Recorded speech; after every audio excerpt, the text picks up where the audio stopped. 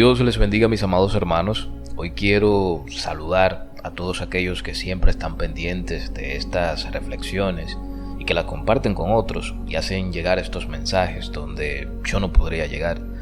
Un fuerte abrazo para todos ustedes. Si acaso me notan un poco ausente es por las ocupaciones familiares, el trabajo que para estas fechas se intensifica, una fiesta aquí y otra allá. Es broma, lo de las fiestas es para mortificar a mis amigos religiosos, pero ciertamente en estas fechas el trabajo se complica un poco.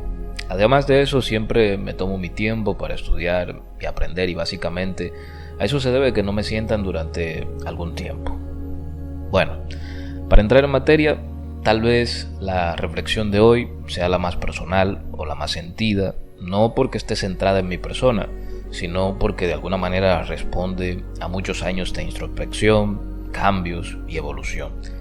Hace algunos días conversaba con un hermano que me hizo varias preguntas existenciales, cada una más compleja que la otra, y entre ellas me decía: ¿crees que tus respuestas cambiarían en un futuro? Honestamente me hubiese gustado poder responderle que no, que mis respuestas eran firmes y que no cambiaría de opinión sin importar el tiempo o las circunstancias. Sin embargo, me vi casi obligado a responder con la más cruda verdad y decirle que casi seguro que sí, que mis respuestas cambiarían, porque en muchas formas he ido cambiando de mentalidad con el discurrir de los años, y pensamientos que creí muy firmes tuvieron que ser derribados y sustituidos por otros mucho más inmutables, pero desconocidos para mí en aquel entonces. Por ejemplo, hace algún tiempo atrás yo pensaba que creía que nuestra misión como cristianos era convertir a las personas al cristianismo, ganar almas, como se solía decir. Y eso era sinónimo de un crecimiento en la feligresía. Sumergido en esa visión, yo era capaz que si me encontraba con el Papa por ahí, lo invitaba al culto, así como invitaba a un montón de gente. Hasta los iba a buscar a sus casas y les insistía para que no faltaran, pero por razones de causa y efecto, tuve que experimentar por mí mismo y darme cuenta que muchas personas iban por las razones equivocadas, algunas porque se sentían comprometidas conmigo, otras porque ya querían salir de mí y que no les insistiera más.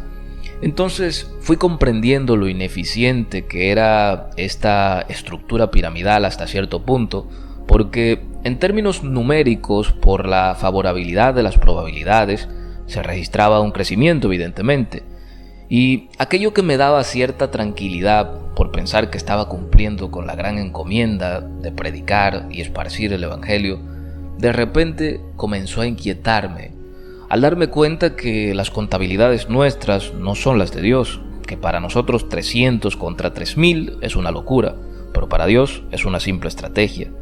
En mis cálculos también pude ver que un templo abarrotado de personas puede también estar lleno de corazones vacíos y herméticamente cerrados a la presencia de Dios. Sé que amamos las multitudes, que nos causa cierto confort y una gran satisfacción ver un templo lleno, que los eventos estén repletos, nos gusta, y eso nos hace sentir que estamos cumpliendo con la gran comisión. Pero comencé a cuestionarme qué tan cierto era esto cuando veía que las personas caían y temblaban en los cultos de gloria bajo el supuesto toque divino, pero al ponerse de pie seguían siendo las mismas personas, sin un ápice de convicción que se pudiera hallar en ellos. Y no estoy hablando de perfección para que no me malinterpreten, porque yo ni siquiera pretendo las apariencias de perfección que nos han vendido durante siglos, porque sé que solo son fachadas. Así que no se trata de eso, sino más bien de poder entender realidades palpables de un pueblo que en términos iconográficos está muy lleno de Dios, pero que en esencia se asemeja más a un fariseísmo moderno. Mismo pueblo que hablan y profesan una espiritualidad que realmente nunca alcanzan a experimentar, que hablan de la oración, del ayuno, de la liberación, pero para ellos apenas y son conceptos que no son del todo entendidos y mucho menos llevados a la práctica, sino que son utilizados como meros instrumentos burdos de un culto irracional, porque se habla de libertad pero viven entre cadenas, prisioneros del afán, cautivos de las opiniones de los demás, del chisme, de las vanidades, de las ideologías del mundo, de la cultura y un gran montón de otras cosas mucho más serias.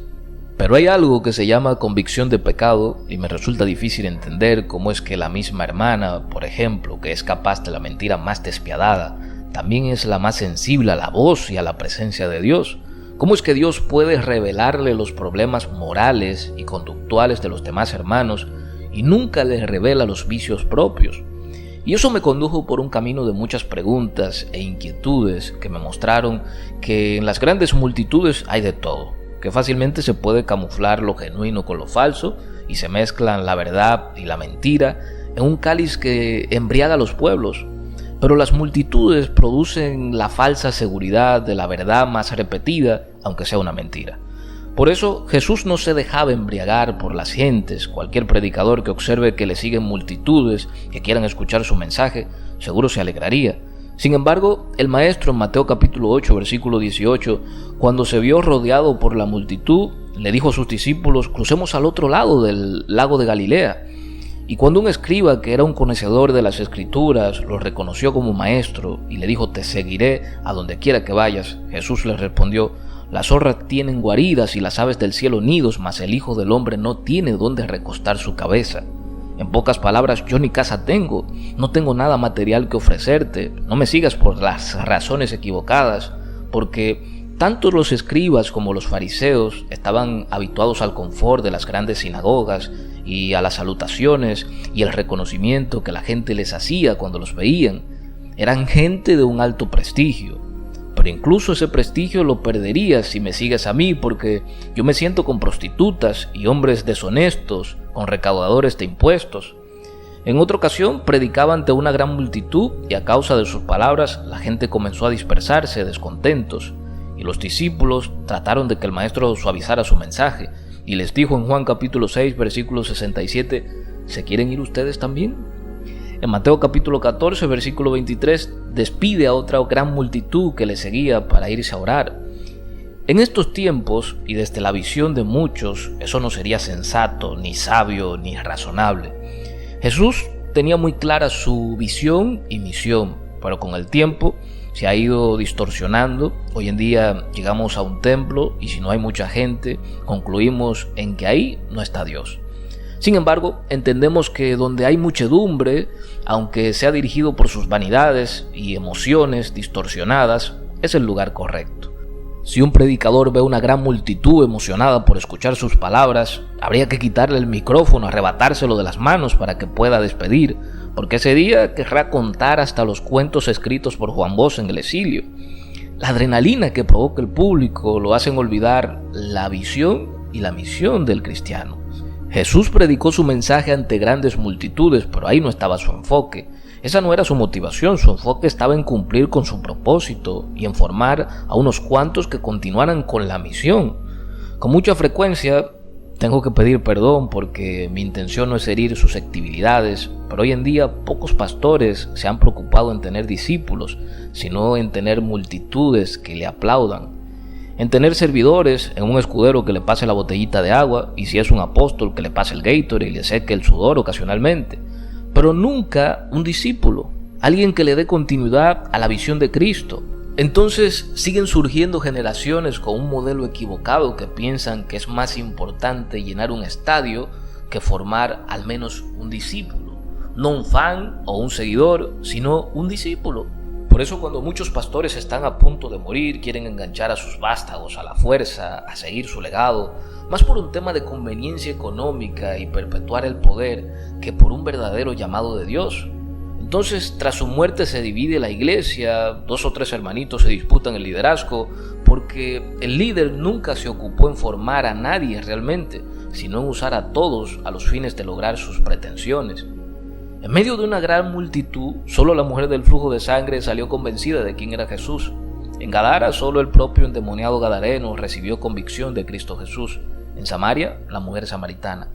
Jesús alcanzó a millares a través de Pedro, de Pablo, Juan, Santiago.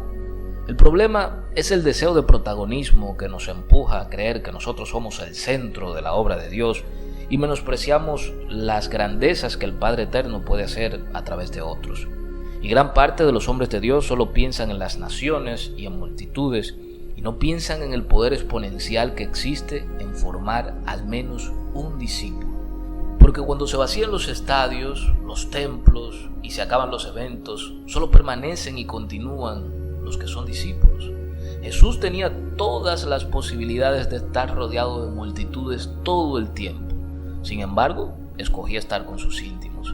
Mateo capítulo 28, versículo 19 dice: Por tanto, id y haced discípulos a todas las naciones, bautizándolos en el nombre del Padre, y del Hijo, y del Espíritu Santo, enseñándoles que guarden todas las cosas que os he mandado, y aquí yo estoy con vosotros todos los días, hasta el fin del mundo.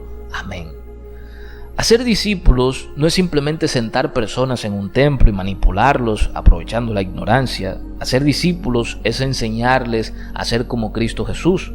Por ejemplo, ninguno de ustedes pudiera ser mi discípulo, y para muestra un botón, todo lo que les digo está repleto de insinuaciones porque no les puedo hablar claramente, por motivos de conciencia, de reglas y hasta por el simple hecho de que por algunos temas ustedes mismos me apedrearían. Un discípulo no puede ser un suscriptor o un seguidor o un simple miembro de un grupo. Un discípulo tiene que conocer a su maestro, cómo piensa, cómo camina, cómo huele, qué hace. Ustedes no saben si soy íntegro o no, porque una cosa son las palabras y otra cosa muy distinto es lo que se vive. Busquen un maestro, un pastor que realmente les enseñe. Y si ya lo encontraron, péguese ahí hasta que Dios lo envíe a otro lugar. Alguien que le modele el carácter de Cristo. No un ser perfecto, vuelvo y repito, porque no existe. Ni ustedes tengan la esperanza de hallarlo y el otro que deje de fingirlo. Hay ciertos parámetros lógicos. El defecto de su pastor no puede ser que sea un mitómano o un avaro o un pedófilo de lavandería. Debe ser alguien con el que usted se pueda sentar y le enseñe a vivir la vida conforme a la voluntad de Dios y no a ser un gran religioso. Muchos de ustedes, después de años en el Evangelio, necesitan comenzar a vivir la vida de fe en Cristo Jesús, porque muchas de las cosas que hacen es casi una cultura que no nace de la convicción de una mente renovada en Jesús.